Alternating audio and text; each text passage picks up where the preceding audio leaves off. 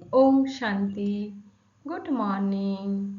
সবাইকে নমস্কার জানাই। আজ 11ই মে 2026 সাল। আজকের প্রাতঃমুরলিতে বাবা আমাদের ব্রাহ্মণ জীবনকে দেবতাদের থেকেও উঁচু স্থানে রেখেছেন। বলছেন ব্রাহ্মণ জীবন হলো সবচেয়ে উত্তম পবিত্র জীবন, সর্বশ্রেষ্ঠ জীবন। কেন বলছেন বাবা এভাবে আমাদেরকে, যে দেবতাদের থেকেও তোমরা উঁচু? চলুন আমরা আজকে সেই বিষয় নিয়ে একটু দেখি। আজকে ধারণার মুখ্য সার কি আছে? পতীত থেকে পবিত্র করার জন্য যে কর্তব্য বাবার, সেটাই তোমাদেরকেও করতে হবে। সকলের জন্য সেই লক্ষ্য ধার্য করতে হবে, বাবাকে স্মরণ করতে হবে, পবিত্র হতে হবে। আর ব্রাহ্মণ জীবন দেবতাদের থেকেও উত্তম, এই নেশায় থাকতে হবে। বুদ্ধির যোগসূত্র আরও সকলের সাথে ছিন্ন করে একমাত্র প্রিয়তমকে স্মরণ করতে হবে। বুদ্ধি, যখন আমরা বিপদে পড়ি, সমস্যার সম্মুখীন হই, তখন আমাদের বুদ্ধি কিন্তু খুঁজতে থাকে কার সহযোগিতা পেলে আমরা এই বিপদ থেকে মুক্ত হব। তখন যদি স্বয়ং ঈশ্বরকে স্মরণ করি আর তিনি যদি তার সহযোগিতা দেন, তাহলেই আপনি বুঝবেন সবচেয়ে প্রিয়তম আপনি ঈশ্বরের, ঈশ্বর আপনার। ব্রাহ্মণ জীবন দেবতাদের থেকে উচ্চ কেন? এর গভীর আধ্যাত্মিক সত্য কি জানেন তো? অর্থাৎ ব্রাহ্মণ কে? নর, মানুষ। মানুষ হলো দেবতাদের থেকে উঁচু স্থানে রেখেছে। যখন আমরা মুরলির মাধ্যমে, বাবার জ্ঞানের মাধ্যমে ব্রাহ্মণ জীবনের বিশেষত্বকে বুঝে যাই, তখন আমরা জানতে পারি স্বয়ং ঈশ্বর সরাসরি এখানে এসে আমাদের নর থেকে নারায়ণ বানাচ্ছেন, আমাদের এমন পড়াশোনা করাচ্ছেন, আমাদের এমন রূপান্তর করাচ্ছেন যেখান থেকে আমরা দেবত্ব লাভ করছি। ব্রাহ্মণ জীবন দেবতাদের থেকেও উচ্চ হওয়ার অনেক কারণ আছে, যেখানে 1 নম্বর কারণে বলা হচ্ছে স্বয়ং বাবা পড়াচ্ছেন। দেখুন, সেই মহাভারতে যখন আমরা দেখেছিলাম যে স্বয়ং ঈশ্বর বা শ্রীকৃষ্ণ অর্জুনের সখা হয়েছেন, তখন অর্জুনের জীবন কিভাবে পরিবর্তন হলো, ঠিক তেমনি এখানে আমাদের বাবা আমাদের প্রিয়তম সখা। দেবতারা স্বর্গের সুখ ভোগ করে, কিন্তু ব্রাহ্মণরা কি করছে? স্বয়ং বাবা আর ঈশ্বরের কাছ থেকে জ্ঞান নিচ্ছে, নিজেকে পরিবর্তন করাচ্ছে, রাজযোগ বাবার কাছ থেকে শিখছে, নিজেদেরকে সৌভাগ্যবান বানাচ্ছে। আর দেবতারা হলো সেখানে সৌভাগ্যের অধিকারী, আর এখানে আমরা লক্ষ্যের মাধ্যমে পড়াশোনা করছি। ব্রাহ্মণরা নর থেকে নারায়ণ হওয়ার পুরুষার্থ করছে। কেমন না, এই বিকারী দুনিয়ায় দেখুন সব জায়গায় ভোগবিলাস, সব জায়গায় হতাশা এবং সব জায়গায় নারকীয় ঘটনা ঘটছে। যেই ঘটনাগুলো দেখলেই আপনি ভাববেন এটা কি যুগ? সেখানে ভগবান বলছেন তুমি নর থেকে নারায়ণ হচ্ছ, অর্থাৎ তুমি সংগ্রাম করছো, বিকারের উপর জয় প্রাপ্ত করছো, নিজেকে পরিবর্তন করছো। এই পুরুষার্থ ব্রাহ্মণ জীবনেই হয়। যেমন আমরা যখন পড়াশোনা করি, স্কুলে থাকি, সেই জীবনটা আর কর্মজীবনটা, সবাইকে জিজ্ঞাসা করুন কোনটা ভালো, সবাই বলবে স্কুল জীবনটাই ভালো। কিন্তু স্কুল জীবনে কি ছিল? লক্ষ্য ছিল, শিক্ষা গ্রহণ করার জন্য মানসিকতা ছিল, আমাদের উপরে স্বয়ং পিতামাতা, গুরু বা শিক্ষক শিক্ষিকাদের প্রভাব ছিল। আর কর্মজীবনে কারোর প্রভাব নেই, সেখানে সবাই আমাদের কাছ থেকে পেতে চায়। ফলে প্রতিদিন আমরা শুধু খালি কর্ম করছি আর হতাশাগ্রস্ত হচ্ছি।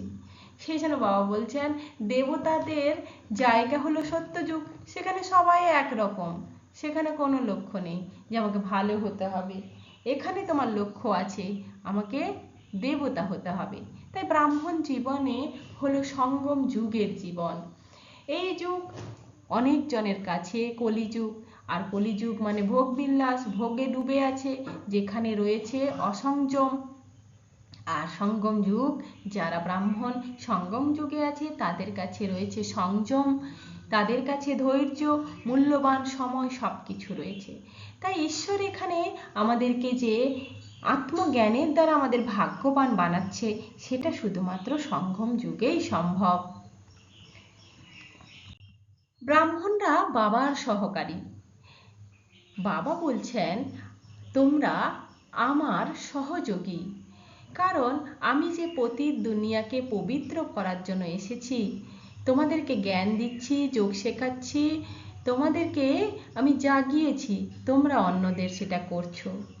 একটুখানি আপনি ভাবুন, আপনার বাড়ির পাশে একটা মন্দির উঠছে, সেই মন্দিরে আপনি সহযোগী করলেন, সহযোগিতা দিলেন, অর্থাৎ সেখানে আপনি কিছু সাহায্য করলে তার আধারে আপনার একটা নেম প্লেট তৈরি হয়।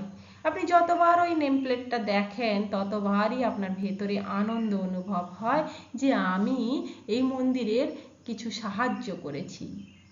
ঠিক বাবা বলছেন, আমি যে সত্যযুগী দুনিয়া বানাচ্ছি, পবিত্র দুনিয়া বানাচ্ছি, সেখানে তুমি সহযোগী হও।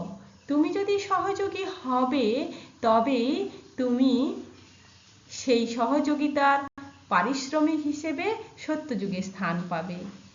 ঠিক আমরাও যদি ভালো কাজে নিজেকে নিয়োগ করি, যে আনন্দ অনুভব করি, বাবা সেই আনন্দের কথা আমাদেরকে বোঝাচ্ছেন।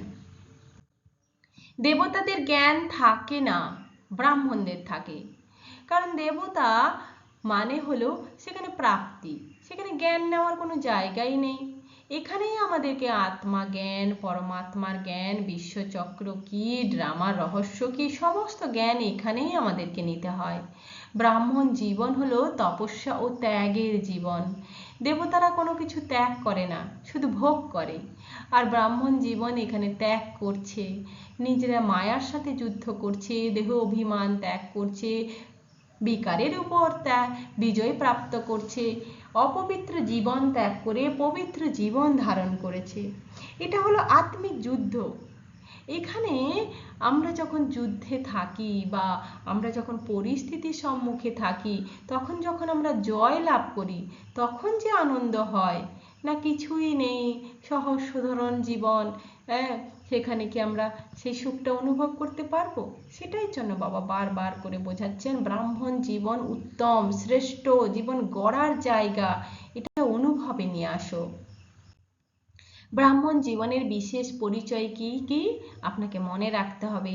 ঈশ্বরীয় সন্তান আমি, আত্ম অভিমানী জীবন আমার, পবিত্রতা সাধনা আমার, রাজযোগের অভ্যাস হলো আমার নিয়মিত অভ্যাস, সেবাধারী জীবন আমার, বিশ্ব কল্যাণকারী আমি, নিমিত্ত আমি।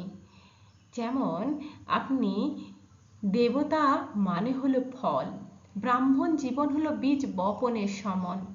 বীজ যদি আমি ঠিক করে বপন না করি, ফল তো প্রাপ্ত করতে পারবো না। তাই আজকের ব্রাহ্মণই আগামীকালের দেবতা। তাই বর্তমান ব্রাহ্মণ জীবনকে সবচেয়ে মূল্যবান বলা হয়। দেবতারা ঈশ্বরের সম্পত্তির অধিকারী, কিন্তু ব্রাহ্মণরা সরাসরি ঈশ্বরের সান্নিধ্য থেকে সেই সম্পত্তি অর্জন করছে। তাই ব্রাহ্মণ জীবন দেবতাদের থেকেও উচ্চ। ছোট্ট একটা উদাহরণ দিই, যখন শ্রীকৃষ্ণ একদিকে আর তার অক্ষয়ণী সেনা একদিকে ছিল এবং দুর্যোধনকে অক্ষয়ণী সেনা দিয়েছিল আর নিজেকে দিয়েছিল পাণ্ডবদের, জয় হয়েছিল পাণ্ডবদের। ঠিক তেমনি স্বয়ং ঈশ্বরকে আমরা প্রাপ্ত করছি, তাই এটাই আমাদের সবচেয়ে শ্রেষ্ঠ জীবন। আর দেবতাদের সেই অক্ষয়ণী সেনার মতো থেকেও কোনো লাভ হবে না, ঠিক না? তাই দেবতার জীবন হচ্ছে উপভোগ করার জীবন, আর ব্রাহ্মণ জীবন হলো অর্জন করা জীবন। তাই বাবা বলছেন, তোমাকে সবকিছু পেতে গেলে তোমার স্থিতি অচল অডল রাখা দরকার। পরিস্থিতি, কোনো ব্যক্তি তোমাকে যেন বিচলিত না করতে পারে।